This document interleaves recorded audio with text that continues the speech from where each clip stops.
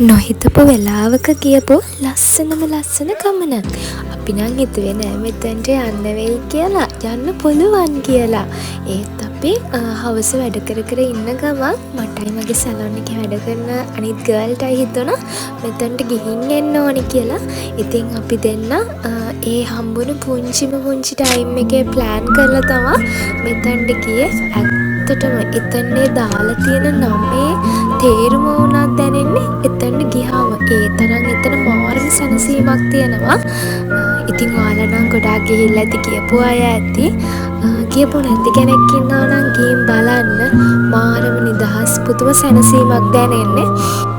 ලැබෙන පුංචි විනාඩිය හරි මේ වගේ තැනකට යන්නත් වෙන් කරගන්න. මොකද නැත්තම් දවසක පසුතැවෙනවා. මේ වගේ තැනකට ගියාම තමයි දැනෙන්නේ අපි මේ කොච්චර සරල ජීවිතයක්ද මේ නිකම් බොරුවට පටලවගෙන ජීවත් වෙන්නේ කියලා. ප්‍රශ්න තියෙනවා හැමෝටම. හැබැයි හම්බෙන තප්පරේ හරි මේ ජීවිතේ විඳින්න ළමයි.